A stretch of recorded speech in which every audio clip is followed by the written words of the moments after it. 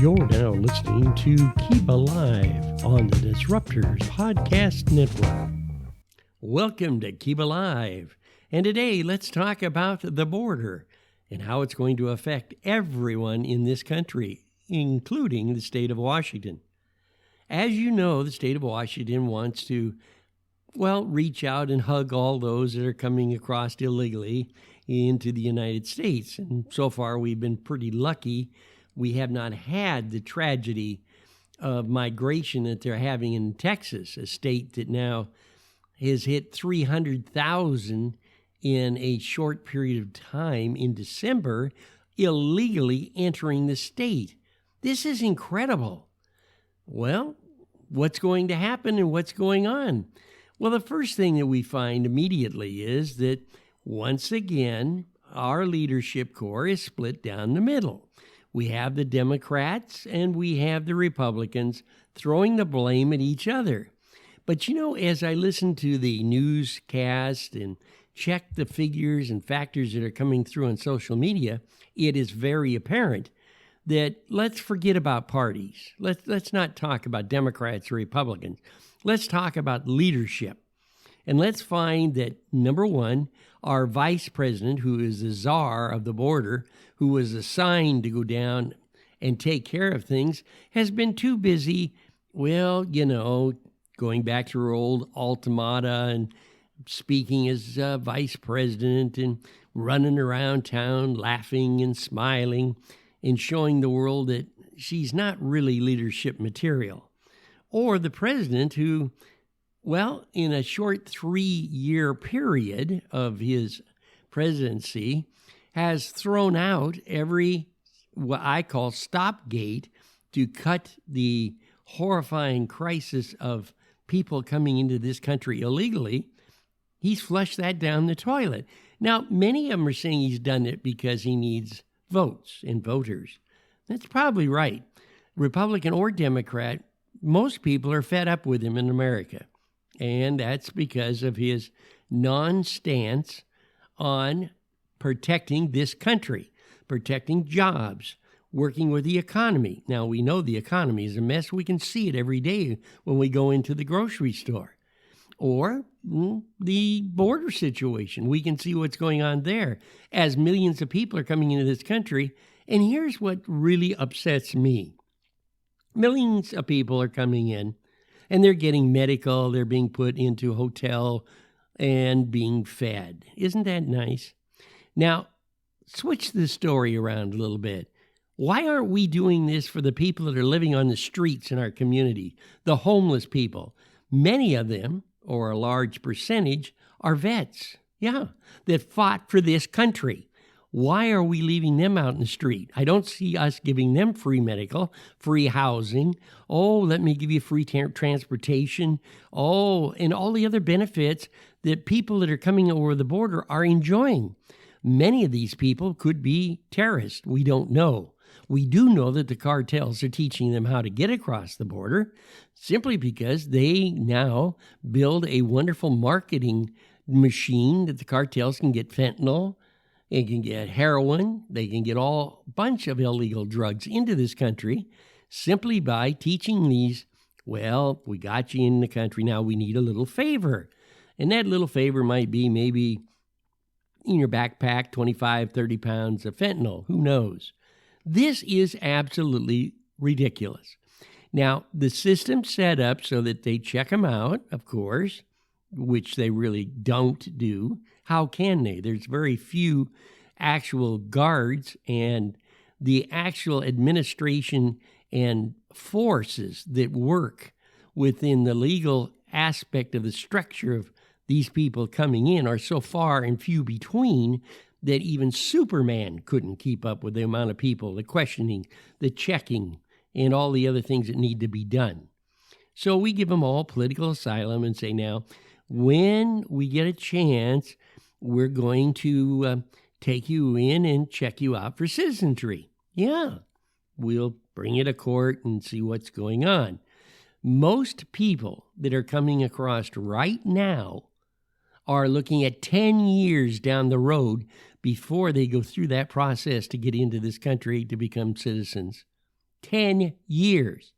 Now, of course, stop and think about this. How much fentanyl do you think, and how many billions of dollars do you think that the drug cartels in Venezuela and other countries are going to make while they're waiting to go through this process of being taken as citizens, be given visas, social security cards, etc., etc.? Well, I'm telling you right now, this is wrong.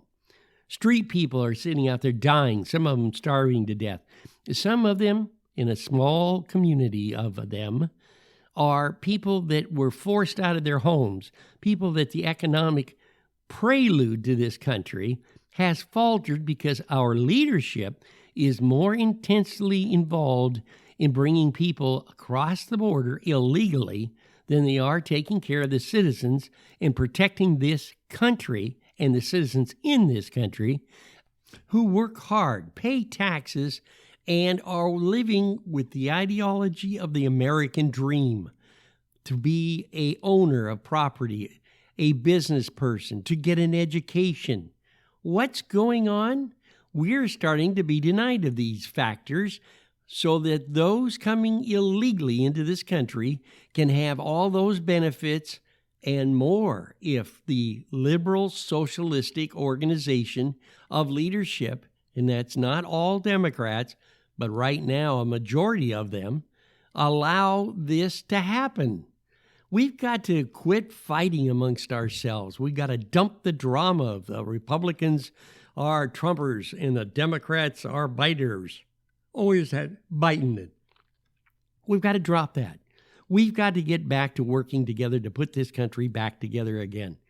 Yes, this country was formed and based upon those that came here to be free from other countries, to be able to dream the dream of owning property, of being able to dream the dream of making their life better for their families. I'm not saying that we need to close everything out.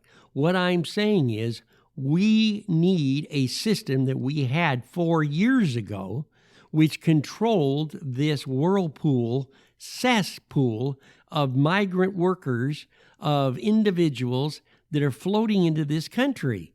It is absolutely wrong. Now, I'm a human like everybody else, and I know that in Mexico, the government doesn't give a hoo-ha. Some other countries around the world that are facing terrorism and things of this nature are also the same ideology. And those individuals want out of that country. They want to be safe. They want to raise their family. So where do they head? Well, hey, Biden's let the word out. Come, let us hug you. Let us support you. Let our company feed your family. Let us move together in the spirit of the free land. This is getting to be very, very ridiculous. I can't even imagine in my mind what people like Abraham Lincoln would do in a case like this, or George Washington, or some of the other really founding fathers of democracy would look at this after all the work they went to writing these wonderful, I would say, rights under the Declaration of Independence, the Bill of Rights, and other documents. What would they have to say?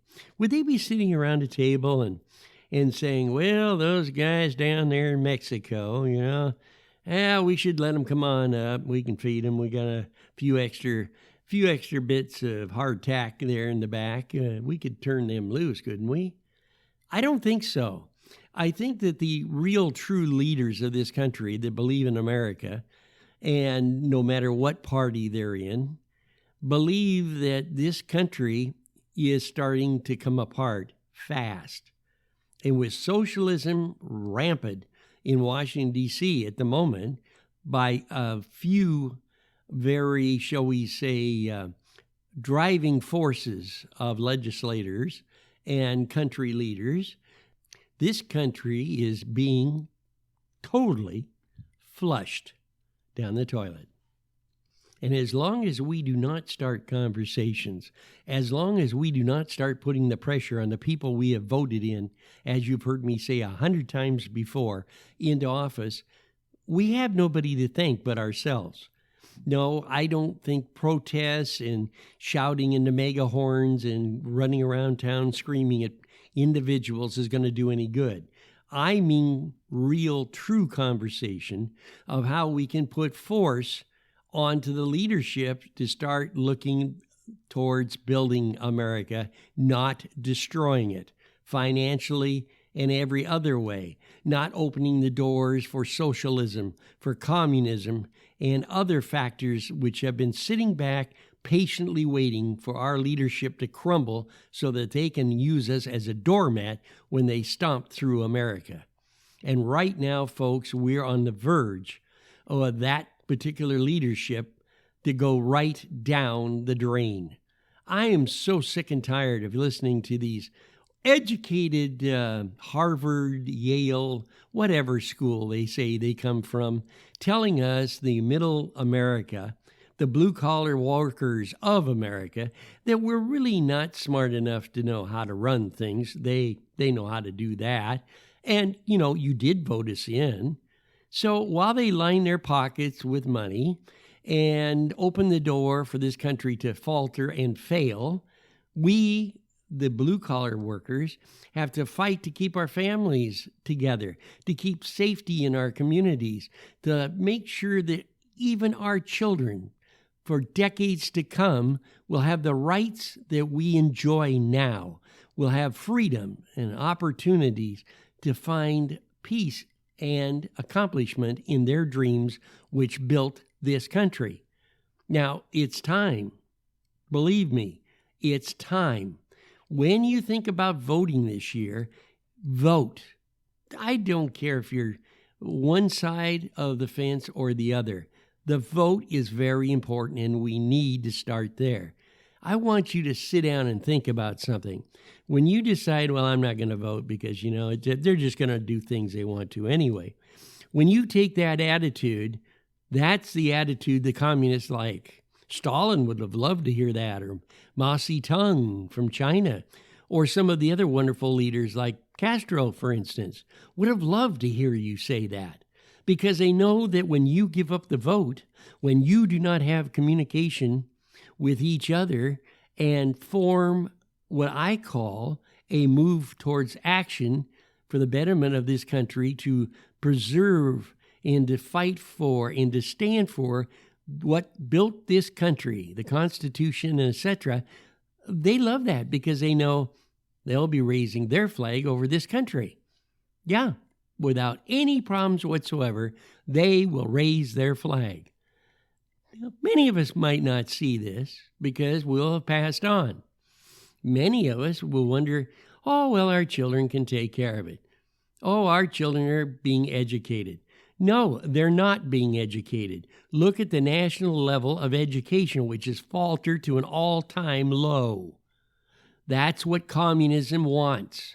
That's what idiots like that fat-faced moron in Korea that wants to blow up the world, or go into Saudi Arabia or some of those other countries in the Mideast, which would be more than happy to come over here and let their camels run the streets while they take over our country. The only way we're going to stop this tyranny, as far as I'm concerned, is to simply start a conversation.